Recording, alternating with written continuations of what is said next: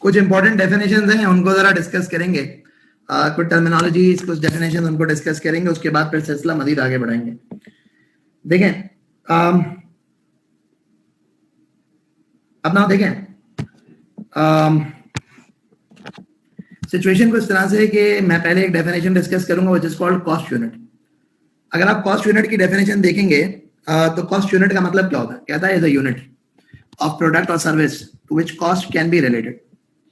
Cost unit is the basic control unit for costing purposes. मतलब क्या हुआ? देखें, जब भी आप किसी चीज की कॉस्ट करते हैं ना, तो कॉस्टिंग करने के अलग अलग तरीकेकार होते हैं। अब जैसे फॉर एग्जांपल आपकी एक बिस्किट मैन्युफैक्चरिंग फैक्ट्री है, अब आप अलग अलग तरीके से कॉस्ट भी निकाल सकते हैं। आपके पास ये भी हो सकता है कि देखो सबसे बड़ा तो जो है ना वो होता है कार्टन, कार्टन के नीचे होता है बॉक्स, बॉक्स के बाद होता है टिक्की पैक, टिक्की पैक के बाद होता है आपका सिंगल बिस्किट। अब मेरी एक बिस्किट मैन्युफैक्चरिंग फैक्ट्री है, तो being a biscuit manufacturing company, मैं अपनी कॉस्ट को किस तरह से कैलकुलेट करूंगा ना, वो that is going to be termed as cost unit. मतलब क्या हो गया? मतलब ये हुआ, आपने कहा जी मैं तो कॉस्ट निकालूंगा कि एक कार्टन की कॉस्ट कितनी है, तो तुम्हारा कॉस्ट यूनिट कार्टन है। तुम कहते हो जी मेरी कॉस्ट आती है 10,000 रुपए एक कार्टन की। तुम कहते हो कि जो है मेरी कॉस्ट आती है 418 रुपए पर बॉक्स। तुम कहते हो मेरी कॉस्ट आती है 15 रुपए पर टिक्की पैक। तुम कहते हो मेरी कॉस्ट आती है 5 रुपए पर बिस्किट। तो as an institution, as an organisation, आप किस लेवल के ऊपर जाके जो ना इसको कॉस्ट यूनिट की बात करते हो, that is actually going to be considered as, this is all going to be considered as your cost unit. तो कॉस्ट यूनिट क्या होता है कि कॉस्ट यूनिट का मतलब ये होता है कि आप जो है वो किस वक्त एक प्रोडक्ट की कॉस्ट को एस्टेब्लिश करते हो, किस तरह से एस्टेब्लिश करते हो, that is actually going to B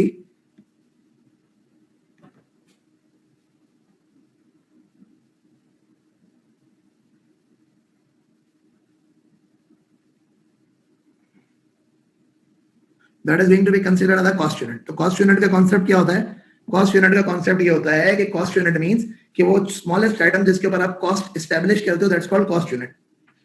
अगली बात जो है वो आपके पास next situation is called the cost objects. Now what exactly do you mean by cost object? तो कहता है cost object is any activity for which a separate measurement of cost is desired। अब देखिए मेरी बात सुनिएगा कि cost unit तो ये हो गया ना, smallest identifiable item हो गया कि जिसको आपको जो है ना जिसके ऊपर आपको जो है वो cost establish करनी है। अब ना what exactly do you mean by the cost object? तो कहता है is any activity for which a separate measurement of cost is desired। अच्छा, मतलब क्या हो गया? मतलब ये हो गया कि आपने कहा कि जी मुझे पूरी फैक्ट्री की कॉस्ट एस्टेब्लिश करनी है। आपने कहना जी मैं जो है ना वो चाहता ये हूँ कि जो है ना ये जो प्रोडक्शन प्रोसेस है, इस प्रोडक्शन प्रोसेस के अंदर मुझे एक चीज ये है कि मैं चाहता हूँ कि यार इसमें जो ये आटा गूंदने का जो है ना वो जो प्रोसेस है ना, मुझे उसकी कॉस्ट एस्टेब्लिश करनी है। तो ये आटा गूंदने का प्रोसेस जो है ना इसको आप कॉस्ट ऑब्जेक्ट बना दोगे। तो हर वो एक्टिविटी जिसकी आपको कॉस्ट एस्टेब्लिश करनी है, आप उसको क्या कर दोगे? आप उसको कॉस्ट ऑब्जेक्ट बना दोगे।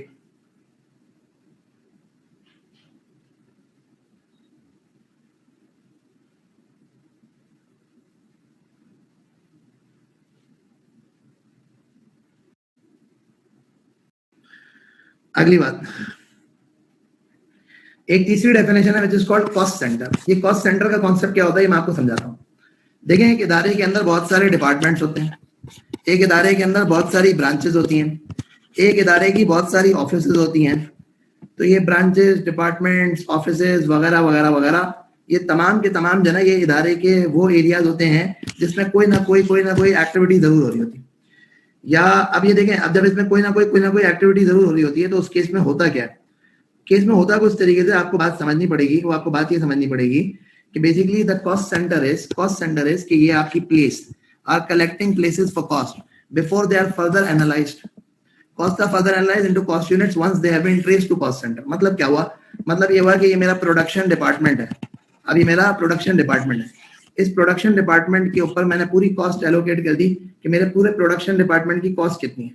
आई रिपीट, मैंने पूरे प्रोडक्शन डिपार्टमेंट की कॉस्ट एस्टेब्लिश कर ली कि सर मेरे पूरे प्रोडक्शन डिपार्टमेंट की कॉस्ट कितनी है। तो हर वो डिपार्टमेंट, हर वो ब्रांच, हर वो ऑफिस जिसके ऊपर आप कॉस्ट को जमा करोगे, उस कॉस्ट को जमा करने वाली जगह जो है ना, that is actually going to be considered as your cost centre. So let me repeat कि कॉस्ट सेंटर क्या होता है? Cost centre is basically every specific department, every specific office, every specific part of the organisation जिसके ऊपर आप cost को जमा करते हो, that is considered to be your cost centre. तो हर वो चीज जिसके ऊपर आप कॉस्ट को जमा करते हो that is going to be considered as your cost centre. अच्छा, अब आगे बढ़ते हैं और मजीद थोड़ी सी बात करते हैं। ये तो हो गया discussion with respect to the cost centre की कॉस्ट सेंटर किसको कहा जाता है। अब देखें कॉस्ट सेंटर के साथ साथ जो है ना एक और कॉन्सेप्ट आता है, और एक और कॉन्सेप्ट जो आता है ना that is called responsibility centre. Now what exactly do mean by this responsibility centre, इसको जरा समझना। पहली चीज तो ये है कि रिस्पॉन्सिबिलिटी सेंटर किसको कहते हैं। तो अगेन आपका वो डिपार्टमेंट या आपका जो है वो ऑफिस या आपकी वो ब्रांच या आपका जो है ना वो फंक्शन जिसको आपने कोई स्पेसिफिक काम दे दिया हो, किसी चीज की जिम्मेदारी दे दी हो, that is going to be considered as your responsibility centre. तो मैं रिपीट करता हूँ, what exactly do mean by the concept of responsibility centre. तो सर रिस्पॉन्सिबिलिटी सेंटर का मतलब ये होता है कि जब हम बात करते हैं with respect to responsibility centre, तो रिस्पॉन्सिबिलिटी सेंटर सिंपली मीन्स कि आपने क्या करना है, आपने एक बात ये समझनी है कि रिस्पॉन्सिबिलिटी सेंटर मीन्स कि आपका हर वो डिपार्टमेंट, हर वो ऑफिस, हर वो ब्रांच जिससे रिलेटेड आपने जो ना कोई जिम्मेदारी जिनको दी हुई है, that is going to be considered as your responsibility centre. अच्छा, अब जो रिस्पॉन्सिबिलिटी सेंटर्स होते हैं ना वो चार तरह के रिस्पॉन्सिबिलिटी सेंटर्स होते हैं। वो चार तरह के क्या होते हैं उसको मैं आपको एक्सप्लेन कर देता हूँ। एक होता है कॉस्ट सेंटर, एक होता है रेवेन्यू सेंटर, एक होता है प्रॉफिट सेंटर, और एक और जो होता है that is called investment centre. ये चारों तरह के जो डिपार्टमेंट हैं, ये चारों तरह के डिपार्टमेंट क्या होते हैं और क्या नहीं होते, इसको हम थोड़ा सा डिस्कस करते हैं, थोड़ी सी इसकी बात करते हैं।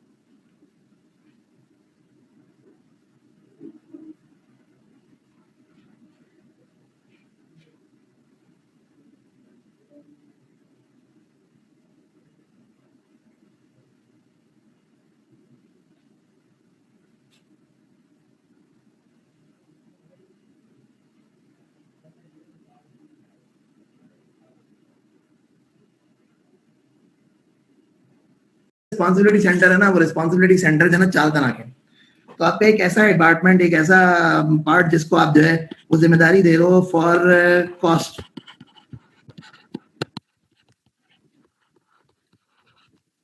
एक ऐसा डिपार्टमेंट, एक ऐसा इदारा जिसको आप जिम्मेदारी दे दो for cost, that is going to be considered as a cost centre. क्या मतलब है, इसको जरा समझना। मतलब ये है कि जैसे आपके पास आपकी कंपनी का एक प्रोडक्शन डिपार्टमेंट होता है। अगर आपकी कंपनी का एक प्रोडक्शन डिपार्टमेंट होता है तो वो जो प्रोडक्शन डिपार्टमेंट है, उस प्रोडक्शन डिपार्टमेंट को आप जिम्मेदारी देते हो कि बेटा रॉ मटेरियल की कॉस्ट को तूने मैनेज करना है, लेबर की कॉस्ट को तूने मैनेज करना है। तो एक ऐसा डिपार्टमेंट, एक ऐसा इदारा, एक ऐसी ऑफिस जिसको आप कॉस्ट की मैनेज करने की जिम्मेदारी दे दो, so that is going to be considered as your cost centre.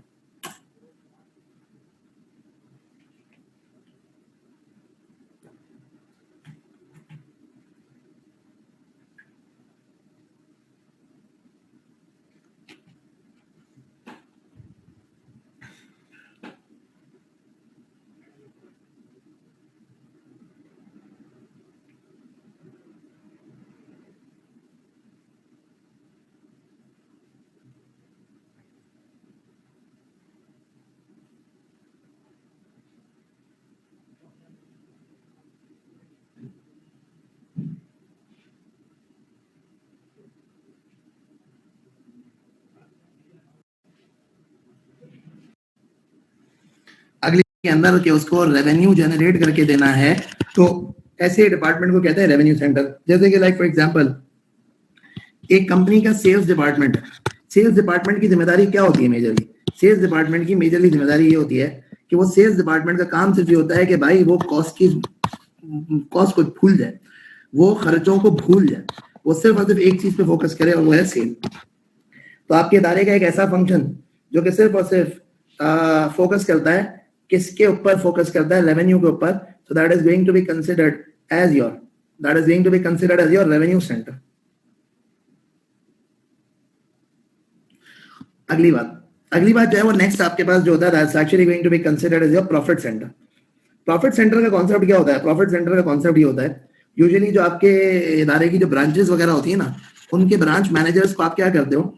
उन ब्रांच मैनेजर्स को आप जिम्मेदारी देते हो कि बेटा सेल भी तेरी जिम्मेदारी है, कॉस्ट भी तेरी जिम्मेदारी है। आपके जो ब्रांच मैनेजर्स वगैरह होते हैं ना, उनको आप जिम्मेदारी देते हो कि बेटा सेल भी तेरी जिम्मेदारी है और कॉस्ट भी तेरी जिम्मेदारी है।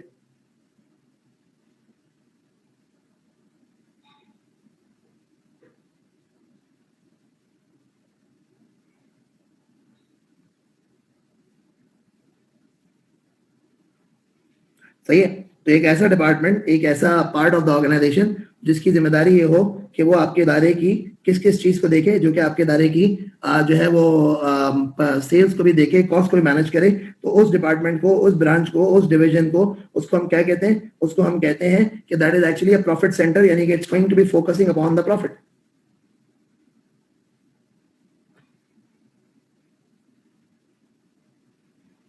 अच्छा भाई, अगली बात करते हैं, और अगली बात करते हुए नेक्स्ट जो डिस्कशन है that's actually about the concept of investment centre.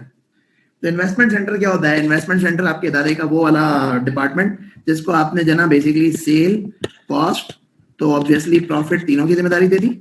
और प्रॉफिट की जिम्मेदारी देने के साथ साथ आपने उसको ये भी जिम्मेदारी दे दी कि ये डिपार्टमेंट जहां जहां इन्वेस्टमेंट करेगा वो इन्वेस्टमेंट करना भी तेरी जिम्मेदारी। यूजुअली जो इन्वेस्टमेंट सेंटर्स है ना, उसकी एग्जांपल्स ये होती हैं आपके इदारे के कोई बड़े बड़े डिविजन्स, आपके इदारे की सब्सिडरीज। सब्सिडरीज क्या होती हैं कि अगर फॉर एग्जांपल मैंने किसी कंपनी में इन्वेस्ट कर रखा है, उस कंपनी को चलाने वाले जो मैनेजर्स थे, डायरेक्टर्स थे, उनको मैं कह रहा हूँ अच्छा भाई तुम ही चलाओ, इंडिपेंडेंटली चलाओ, मुझे तंग ना करो, बस पैसे ले लो। तो यूजुअली व्हाट हैपेंस इज कि उन्हीं लोगों की डिसीजन होती है कि उन्होंने कहाँ पे जो है वो इन्वेस्ट करना है और कहाँ पे इन्वेस्ट नहीं करना।